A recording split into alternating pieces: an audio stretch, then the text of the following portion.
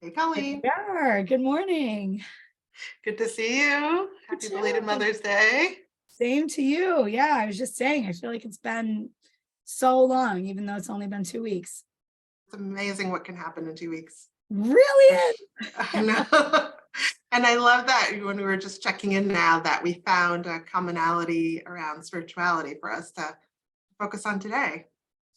Yes, and I have to say, since we literally decided on it 10 seconds ago, I'm Mhm. sitting with a fair amount of anxiety about talking about this and saying it out loud and what it looks like for me. I'm realizing there's a lot of internalized fear or shame or worried about being misperceived. Yeah, Mm, there's a lot of activation there. yeah.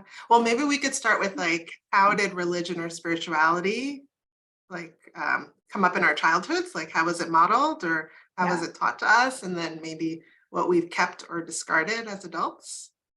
Woo, yes. How about you do that first? Yeah, happy to. Is that okay? Yeah. Woo, I need to So ground. yeah, I don't have charge around it. It's interesting, but once upon a time I totally did. So I think I mean my mom was I would say a devout Roman Catholic, and so we grew up as Catholic. We went through the different rites of passage. My dad was a non-practicing Baptist, and so the Baptist part like never figured into our lives. And I remember going to church. I mean, I went to Catholic school in my early elementary school years until we moved, and then I went to public school. So um, I remember going to church with my mom and my sibling. My dad never came unless it was like first communion or confirmation or something big, a wedding or something like that. And I remember going to college. I remember in high school being a little depressed. And I remember my sibling, who's 4 or 5 years younger than me, I would drive them to Sunday school and I would go to church at the same time. And so I felt like religion, or at least the rituals that come with going to service, were an anchor for me. Hmm. Particularly, I think my senior year of high school, where I think that was probably the year I was the most depressed, um, and felt the most lonely. And I felt like that religion gave me solace, but not in the text of the Bible, but just Sure. in the going to service, being with people, going through the rituals. And I think Mhm. I value rituals and how grounding that is. And then I remember going to college. I remember getting like a cross or something. Maybe it was a birthday gift or something. And I remember taking that to college, even though I didn't go to church while I was in college. And I remember, so my spouse now, who I met in college, I remember him sleeping over or something at some point in college. We dated in the second half of college. And I remember that's when he discovered that I prayed at night. Like it was a secret that I kept. But I prayed every single night. I don't even know when I stopped, maybe sometime in graduate school. But it became like this little secret because I felt like in college, you didn't really talk about your Mm. spiritual, religious side. Um, then I remember in graduate school, there was one year where I made a New Year's resolution, which was I was going to go to a different Catholic ceremony, different Catholic church every month for a year to see if Catholicism was for me. Mm. And so I did that for that year. And because I was like, well, maybe it's just the church that I've been going to. Maybe that doesn't fulfill me, that doesn't nourish me. Because feeling like I really value not being a hypocrite. Like I really want to like live with integrity and not say that I'm Catholic if I don't really embody it. And so after that one year, I determined no, I really don't like a lot of the rules and like a lot of the ways my mom was devout. That was not me. And I remember even after that, I was without religion for a couple of years. But I remember my mom would go on pilgrimages, particularly like in her last 10 or 15 years of her life. And like she went to all like the major Catholic spots around the world. And like for her, it was like taking the time. I remember when our kids were born, she'd bring holy water to the hospital to baptize them. And I just appreciated how religion for her was the thing that gave her solace, that gave her anchoring, that like provided like, okay, I'm gonna take these 10 days and go on a pilgrimage, like these bus tours with people she didn't know. And I thought like, that's really amazing. For sure. Yeah, and then I remember when she died in 2017, we had a Catholic ceremony for her. And even though I hadn't been to a Catholic service in probably like, I don't know, 10, 15 years, there was something so comforting about the rituals that like lived in my body, lived in my bones. Mm. Like there was something comforting about that that made me feel closer to her. And then I became a Unitarian Universalist Mm. in 2006 or something like that. We had gotten married in a Catholic church in 2000, and that was probably the last Catholic thing we did.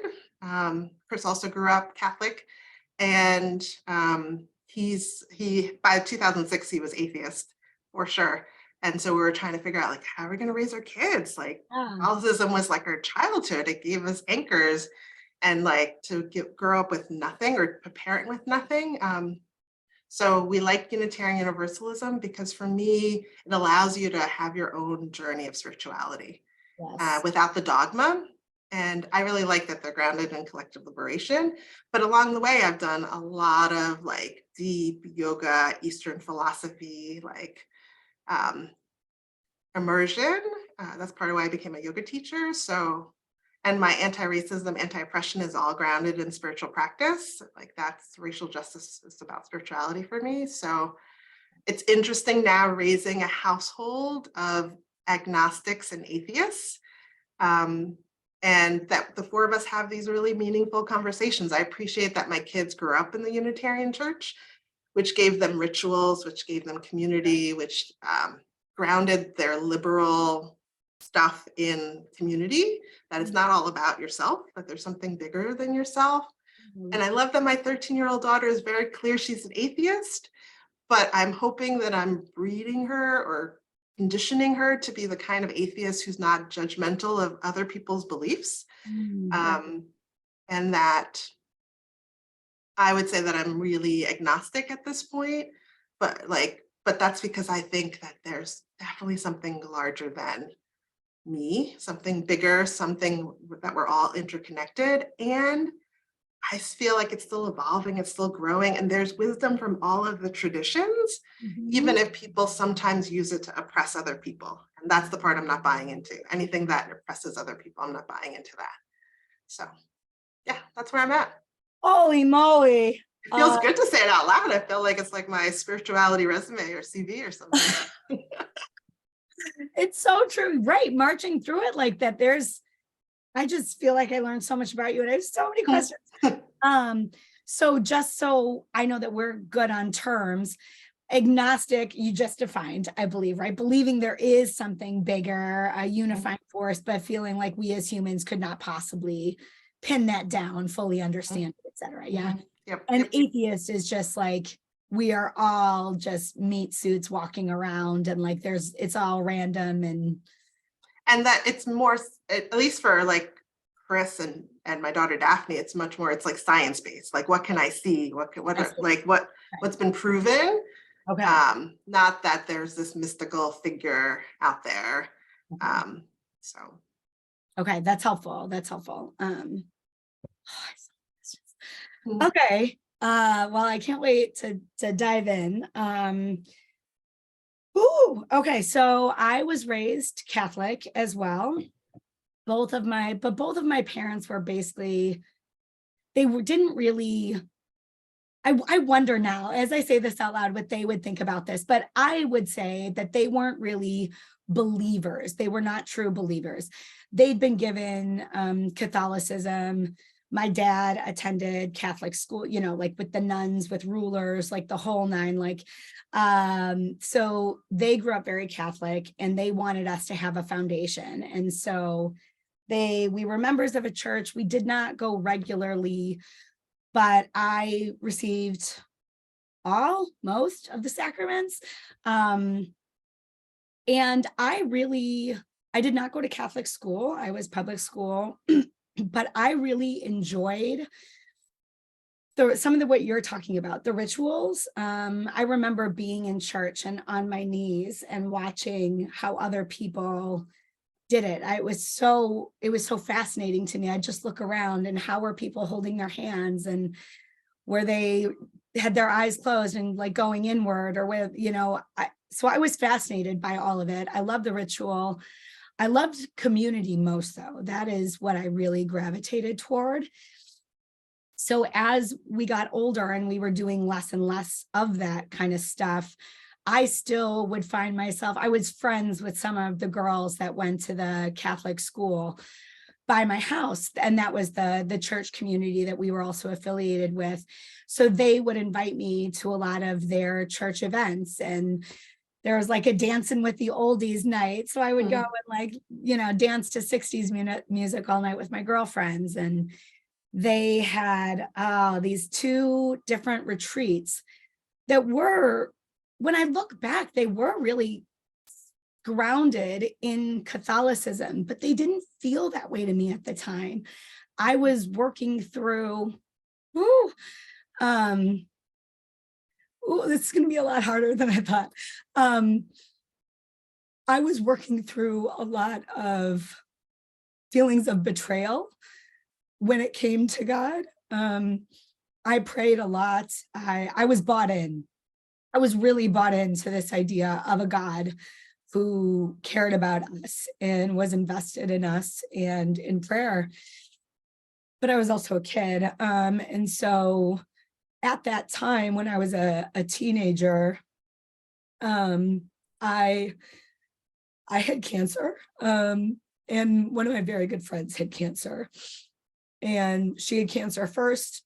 So I helped her while she was going through that experience. I had cancer next. She helped me going through that experience in a very kismet kind of way. And then she had cancer again, and she died when I was 16 years old, 15, just about to turn 16. And I had fully believed at that point that God was going to save her. Full belief. And Meredith did too. Her mother had recently died. Her grandmother had recently died. Like every female in her family was a survivor of cancer, had died of cancer, or was actively battling cancer. So we both just really held this belief that like, there's no way this kid who's already suffered so much is going to die. And she did. So all that to say, I was feeling profoundly betrayed, which has been a strange thing and an interesting thing for me to unpack over years and years and years of trauma therapy, because I felt betrayed by God. And so going back to these retreats, they were a place where I could think through my experiences of cancer, of, facing death, of losing Meredith, of my grief, and think about the intersection of God and where is God in that? Is there a God in that? The lessons for me and all of that.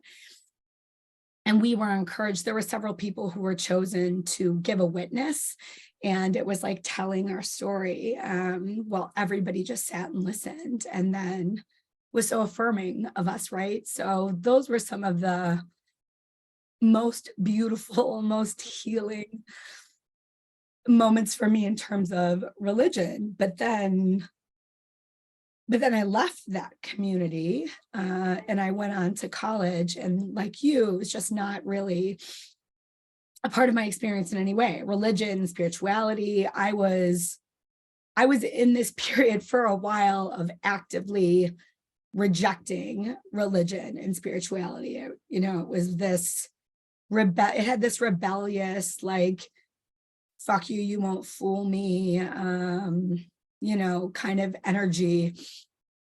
But I kept dating men who were religious, who were Catholic specifically, and Jewish, but it was something that I was needing to continue to kind of deal with on at least in a peripheral way because of their beliefs and their practices. And it woke me up to how traumatized I really was.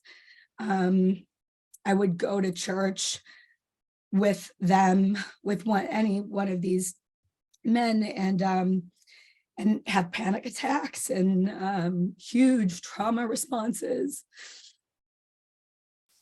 So it was something I very actively avoided, but was also curious about. I did similar things like you. That was the only way that it showed up in college and graduate school, is I would take classes. I would learn about Buddhism. I would learn about Taoism. I would learn about all of these different religions, thinking that maybe I'll find one that I can connect to and get back to, because it did feel like a hole in my life.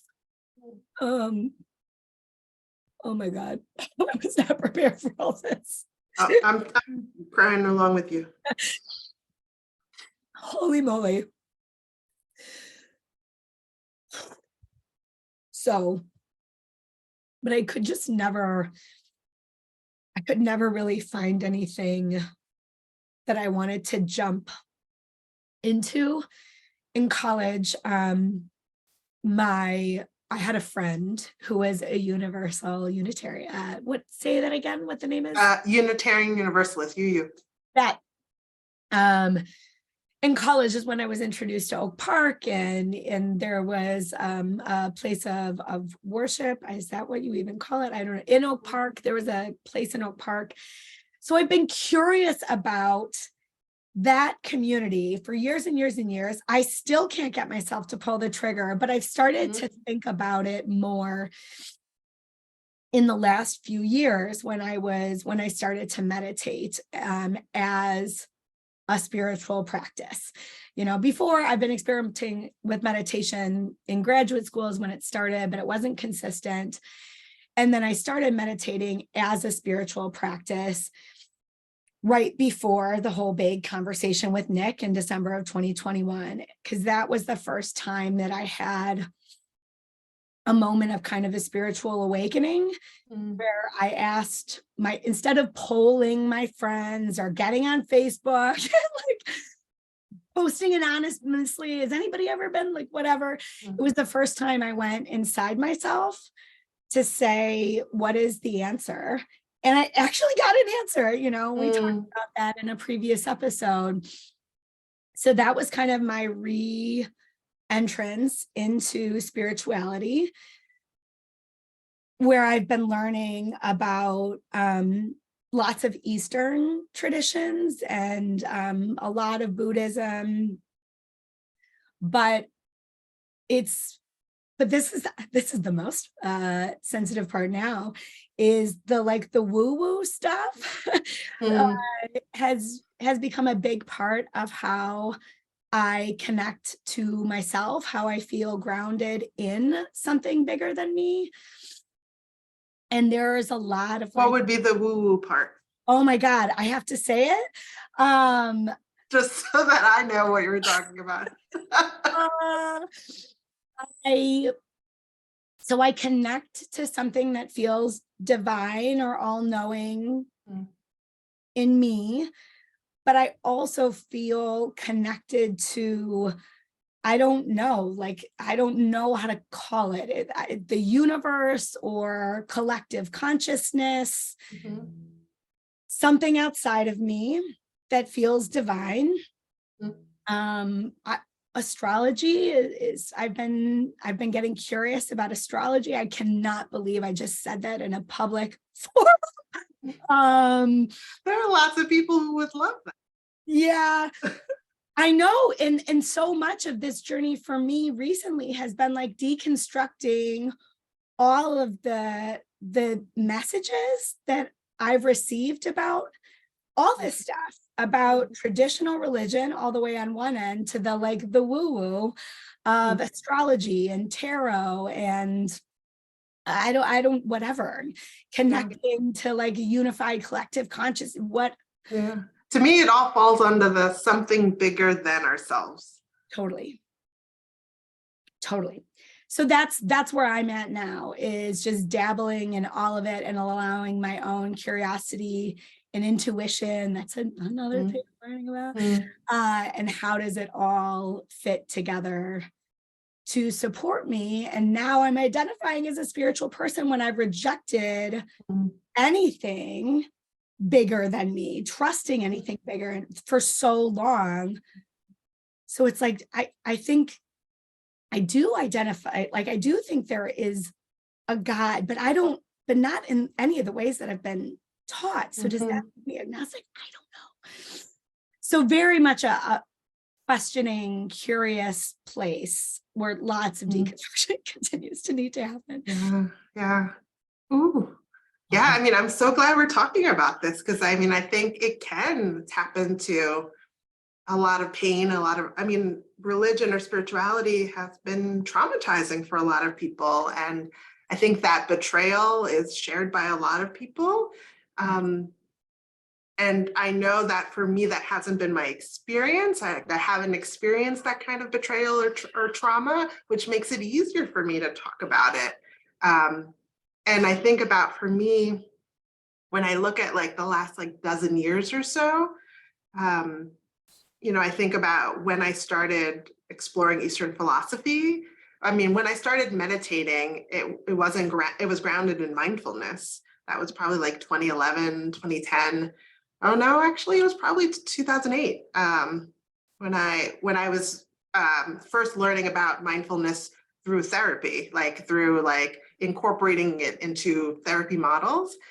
And so it probably took 3 or 4 years for me to ground it in something that was more sacred, that was more like religion based. And so for me, you know, I think about when my kids were little, I took like parenting as a spiritual practice course, because I wanted to, like, how do you take parenting, which can be so stressful, which is scary, which is, you know, I want to do it differently than my parents did. Like, how do I ground that in something sacred when I just want to yell and scream and I'm frustrated? Like, how can I come back to, like, you know, these babies, these toddlers, they're not my possession, right? I don't own them. I am just their guide for the next however many decades. And then I think about the anti-racism work. And, you know, for me, I think where the friction is for me is the intersection of race. And so, like, being a UU, I think is great in terms of, I love that it's queer affirming. I love that it's about how do we create beloved community or heaven on earth?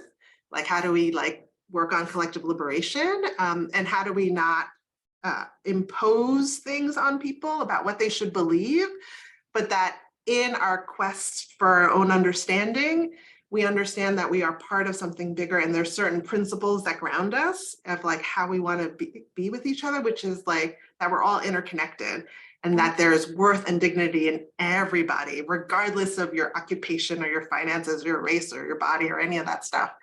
Like, I really appreciate that stuff, but Unitarian Universalism is a very white faith denomination. And so there are parts of myself that at times feel not fed, because it is a predominantly white faith that has participated in histories of oppression and anti-Blackness and other kinds of stuff over time. So, but when I try to go to predominantly Black faiths, they don't speak to me either, because there are parts of it that I have to denounce, or that I'm like, oh, that doesn't fit right. And I mean, I love learning about the goddesses. Like, I love like some of that stuff, and I love chanting, and I love, like, there are other things that speak to my spirit. And so for me, it's always like, so I've tried to find the Black UUs, and like, that does it, but it doesn't quite do it because it's missing some of the Eastern philosophy. So it's like this sense of there isn't a place where all of me can feel nourished. So I take from here and I take from here and I take from here. But when I remember like when I started teaching classes on like, how can we integrate spirituality more in the therapy room, which I feel like most psychologists are not trained to integrate spirituality into the therapy room. And yet I feel like, we live in a society where most people are spiritual, even if they're not religious. And I always think my struggle is if you don't believe in something bigger than yourself or like have faith in something, what happens when you're living in a time in which there's desperation and there's trauma and there's dehumanization? Like, how do you anchor yourself? How do you find hope?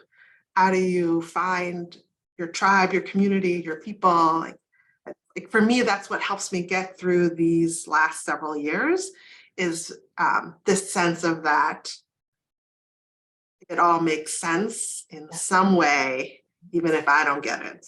Right. Right. Oh, so many multiple truths.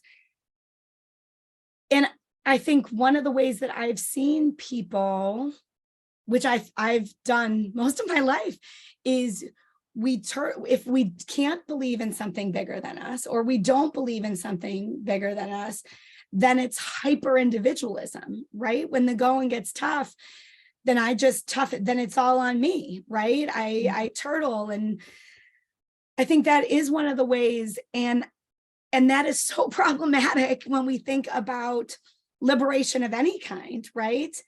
Because we cannot be free if we're only relying on ourselves. And we certainly are not taking our place in line of collective liberation when we're engaging in hyper individualism. And one of the struggles, I hear you in terms of not finding a place that quite fits, and struggling with the intersectionality of race and spirituality. One of the things that I'm struggling with when it comes to spirituality, and I'm reading all these like really like new age books on spirituality, but it's really anchored in ancient wisdom and a lot of indigenous wisdom. So there are parts of it though, especially the really kind of, if we think about all of this stuff on a spectrum with what like very orthodox religion on one end and like woo-woo spirituality on the other, like the further you get over here, it can start to feel like toxic positivity. It can start to feel like spiritual bypassing. It can start to feel victim blamey, like your mind creates your reality. Everything is illusion. Your mind creates your reality. So like change your mind and change your reality, which I can get on board with, but except when it comes to certain injustices in the world. So many multiple truths that feel really contradictory that I can't make sense of. And of course I can't make sense of it alone, but like there is no place other than with you that I'm having these conversations, which is a barrier to my spiritual growth and then liberation. So it's tricky. Yeah, it's really tricky. And I think I'm at a place in my life where I'm like trying to figure out how can spirituality show up in my work world in a more integrated way. And in a society that seems to be afraid to talk about spirituality, especially psychology, right, Nathalie? And so anti. Yeah, and yet I think about like what are the ways in which we are discriminating against people, right? So I remember doing like a recent DEI workshop where April was a month for me, like of a lot. March, April, I feel like has had a lot of religions, like between Ramadan, spring equinox, Easter, Passover, and to me, like that's a really holy period for a lot of different traditions. And thinking about if we spend most of our life at work, then if those parts of ourselves can't come to work, then why is that?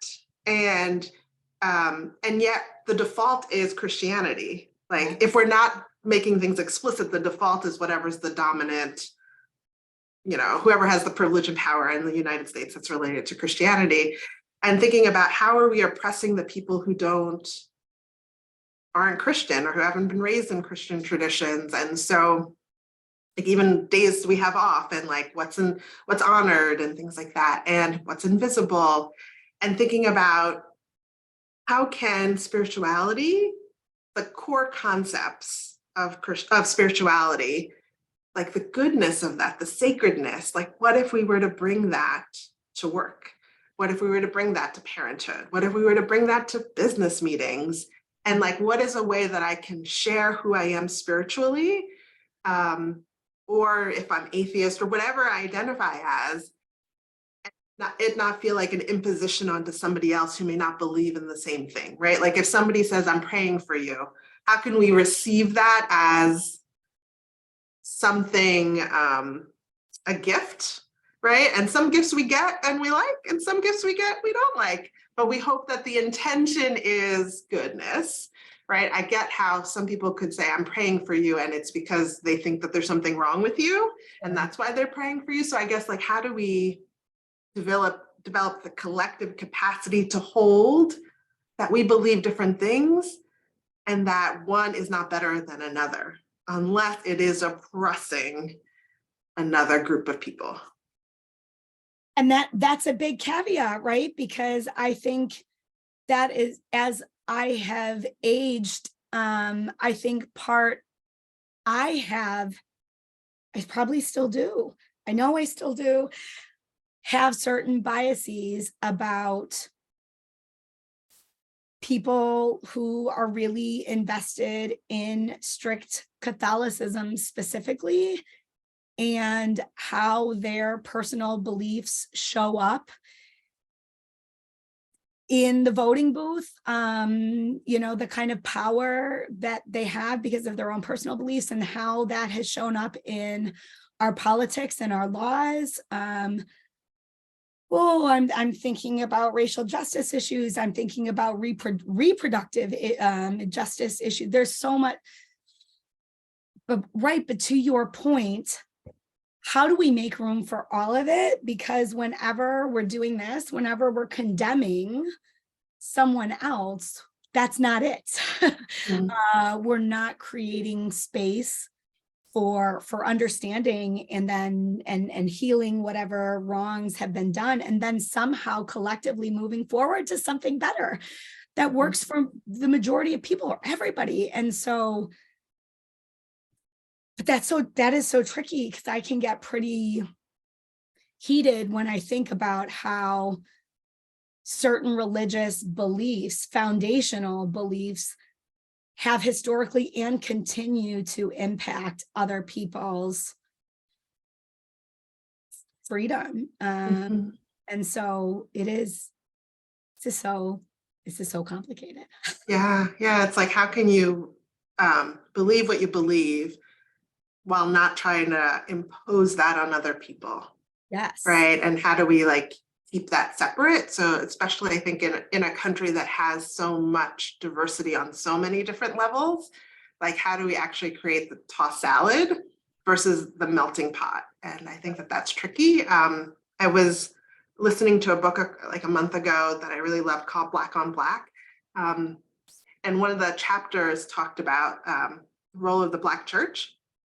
And I think about like how the Black church has always, in the United States, has always been like a place of resource when, the larger United States was really oppressive to Black people. And, and thinking about how faith communities can be so pivotal in bringing about social justice, right? Like I think about like the civil rights movement of the 1960s was driven by interfaith solidarity, right? Like Black churches getting solidarity from like Jewish synagogues and like that interfaith. And I think about like a lot of social justice people I've met who go into ministry because they feel like that's the path that will bring about the change. It's not through these traditional DEI or like social justice kinds of things, that it's in our faith communities. You know, it's like people getting to know people. And what was poignant for me in the book was this idea that after the 1960s, the Black church kind of moved out of being in social justice movements.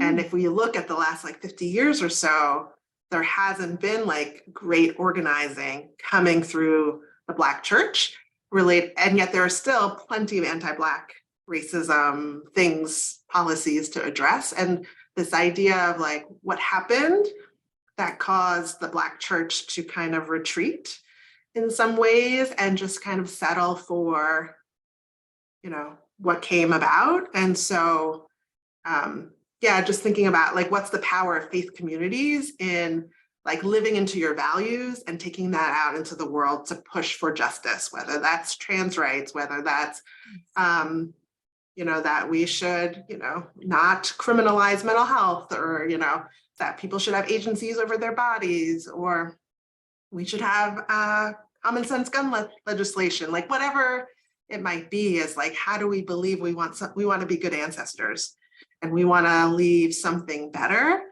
for the next generation? Oh, so many thoughts. One, so I want to come back to this idea about social justice work, really good social justice work being done in faith communities and the power of that. But can I ask you a quick question first? What are the thoughts about why Black faith communities have there's been why the shift? Are people speculating? I mean, it came out of the book that I was reading, the Black on Black book, which just got me thinking about, yeah, that's so true. Like in my lifetime, I don't feel like I've seen a lot of movements that have come through there. And I think because, you know, like if we look at like the Black man often quoted Dr. Martin Luther King Jr., right? Like he was part of like that interfaith kind of thing. We have like modern day people like the Poor People's Campaign, I'm blanking on his name, who organizes that. But I think part of it is this settling into assimilation, I think is like just trying to get by. I think part of that, but I also think there's something that happens, I think, as a society, like even though we're more plugged in some ways we're more disconnected. And I imagine that, you know, if there are people like me who like join other liberal faiths because we're not getting whatever we need from maybe more traditional Black churches, I think as more people become agnostic rather than being religious, like I think people maybe are not connected to a faith community. Maybe they go for the big holidays, right, but like, do they come every Sunday in their Sunday best? Or are they finding other ways to tap into spirituality? Or are they demoralized or hopeless? Like, I think there's probably a lot of factors that are doing that. Like to think like I'm raising a household of people who may never really go to church, you know, after their parents no longer make them, like that would have been unheard of in my household. It's particularly at the age of 13 and 15, that's when they're making those decisions. So I just think the world is shifting, at least my pocket of the world is shifting in terms of that stuff. That so multifaceted, so many, absolutely. And I really, the piece that I can hook into there is thinking about the Catholic community and how many people in the Catholic community have fallen away from regularly attending church, right? And only go on the major holidays, primarily to make their mother still, you know, to make their mother happy kind of thing. Like that's the majority of the Catholics that I know, right? So it would be it's interesting to think about, like, it would probably behoove religious leaders to think about, and I'm sure they are, but it's such a shame that there's so much good stuff that can be offered through religion, whether that's prayer or community or ritual or faith, whatever it is. And it's a shame that I think a lot of religions are losing people because they're not kind of evolving along with the world. And what a shame that is. But what you said about faith and our spiritual lives being people thinking that that is the best way to make a true shift in how we think about social justice issues. There's almost a part of me that, and this feels daunting, because I'm not sure how you ever invest your whole mind, body, and soul in collective liberation work without some kind of faith. Mm-hmm. Because spirituality for me, and I think for a lot of people, what I am grounded in is that we are all one. We are not the same, but we are all one. And so it's a joyous privilege to do this work, rather than working toward collective liberation because I want to be seen as a good white person and check all the boxes for being anti-racist, right? The only way to have it be in your bones is to know deeply that we are all one, that we are all connected, that if there's one person who's not free, none of us are, like, but to have that really embodied as a core value, Right. Without that, how do you see it work? You don't. Yeah, absolutely. Yeah. And I think that part of, I think for me, the last few years, particularly doing a lot of anti-racism workshops, is finding the humanity in everyone. Even if I fundamentally do not believe in what you're saying, is how do I not dehumanize you? And so I think about how loving kindness practices, like, I just think about practices, like, how do we cultivate that in a society where maybe that's not the default of like valuing every single human being or any being. And so I think about, how do I want the best for you? So I remember like when I used to write more blogs or like do more videos, and people would write some really hurtful things in the comment section, and I would reply with wishing you well, right? Like that was my practice, instead of engaging or trying to bring facts or my perspective. And I remember particularly writing a blog, this was probably in 2020, about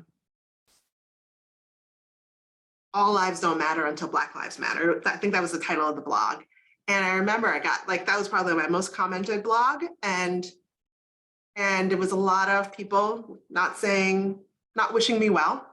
And I remember I would write wishing me well, and some of them had such a hard time accepting me wishing them well. Like it was like condescending or something like that I didn't mean. But like for me, it was actually like, if you can spew this hate to me, I do wish you well, because there is something going on inside of you that makes you not able to not agree with me. And yet you're not only not agreeing with me, you're spewing hate, you're dehumanizing me. Like there is somebody on the other side of this thing who is a living, breathing person. And so I think that's what I try to embody, but I can't embody it if I'm not practicing it, if I'm not living into it.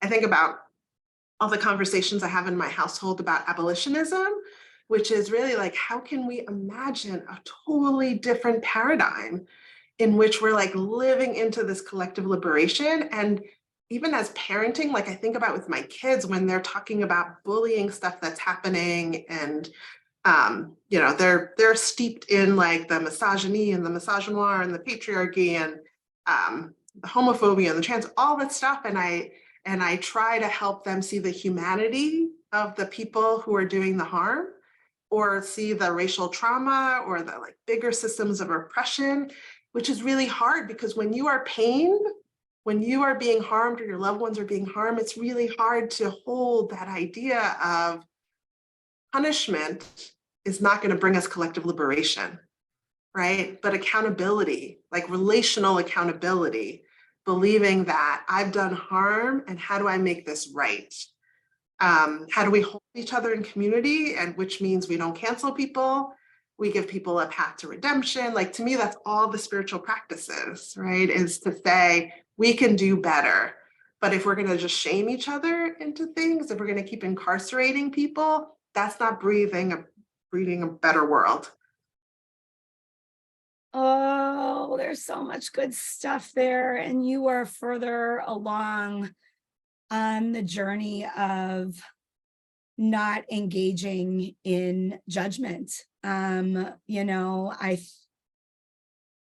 you're so right. And it's so ingrained in us to condemn and judge other people, even when we feel like we've got the morally superior position. Mhm. It still is not okay to condemn other people. And it's like, it's natural and it makes sense. And like, don't want to gaslight anyone's big feelings when they have been harmed. And how do we hold shared humanity all the time?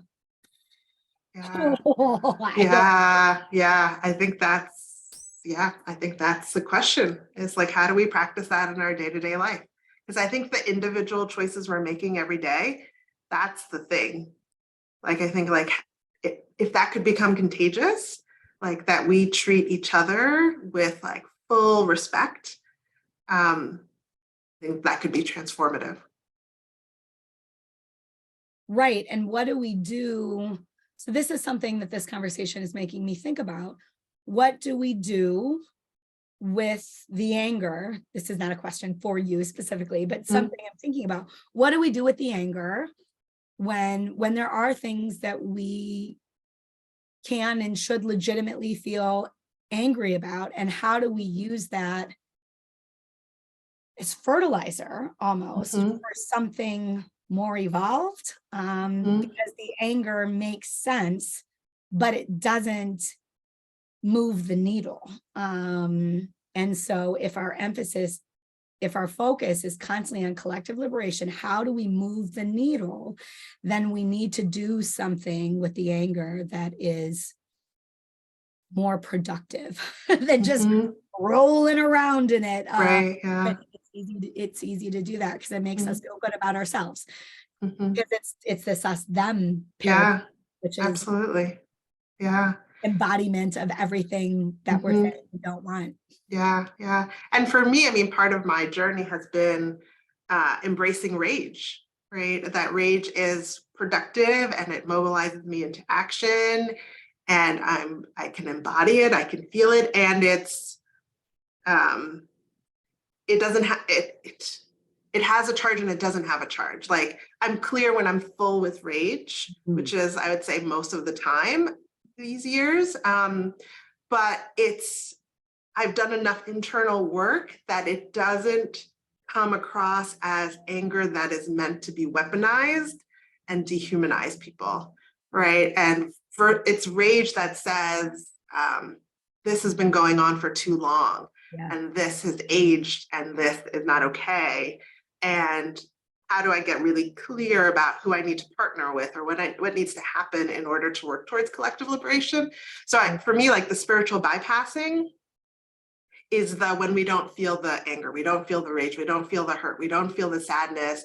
We just try to package it up and like drop these statements that I just roll my eyes because I just think like, this isn't real, right? Like, we have to feel the pain and heal the pain in order to move forward. And we have to use whatever practices we have that allow us to sit in discomfort, which makes me go back to the last conversation we had about like, how do we allow ourselves to sit in discomfort? Because that can lead to transformation.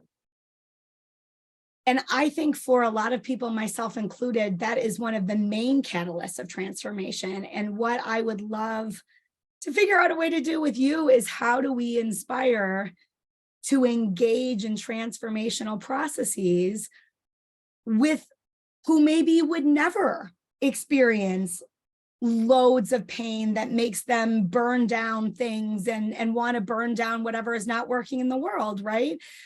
Because I think if you do experience that, it can be a portal for, just like, if I feel on fire, that's super uncomfortable, but like, let it burn and let something new emerge from that is the process. Every time I see a fire, like, walk straight in, because I will survive it, and something it has the potential for something incredible happening on the other side. But how many of us avoid it instead of walking through it because we're scared of it? Mhm. And how many of us just like quickly get through it without letting ourselves really transform? Because if Mhm. once we really transform, you can't help but want to do that Mhm. everywhere, right? Yeah, yeah. But it's fear. I think it's for so many of us, it's fear and a struggle to tolerate discomfort because we feel like Mhm. we won't make it. Yeah, absolutely. Yeah. And I think about, when I think about the history of spirituality or religion, like one of the major reasons was to control people, but also to help people deal with fear, Right. right? Like the big questions of this world, so for some people, religion or spirituality helps them be able to better deal with fear, have answers to these big questions that for some people, without those answers or without like a sacred text or something that anchors them, they can feel really untethered, really like lost in this big, scary world that has way more questions than answers. Right. Right. And there, it's more than the binary, right? I'm always challenging myself to notice when I'm only finding two options. Some people do use religion and spirituality to lean in, and because they feel so anchored, they can go out and take risks and challenge themselves and whatever, and they're emboldened by that. Whereas I think other people can use religion to fall asleep, Mhm. where it's like, this is all I have to do, and I'll do whatever Mhm. you tell me. And there can be this really unconscious element to it. And that does so much harm, right? Mhm. Historically, currently, Mhm. a million other options in between. Mhm. Yeah. How do we get people to lean in? And yeah, Yeah, I just keep going back to to asking the question, does this still serve me? right. Right? Like, are there ways that I can keep evolving? Or am I satisfied? Am I nourished? Like, I think that's the awakening part, is Mhm. like to keep asking the questions periodically, because sometimes things serve a function for a period of time, for a season. Like that rootedness of Catholicism, that really helped me for a long period of time. And then it no longer served me anymore. So then I had to go seek more discernment, more questions had to be answered. And I think this idea of it works for now, but it might not always, or it might work, but I need to tweak it a bit. Mhm. Right. So if we're not evolving, what, or at least making room for what Mhm. evolution or transformation could look like, what are we doing? Yeah, Yeah. absolutely. Mm. Ooh, that feels like a good place to stop, maybe. Yeah, agreed. Yeah, always a pleasure talking with you. Lovely talking to you. This will stick with me for a while. Thank you for everything. Thank you. Talk soon.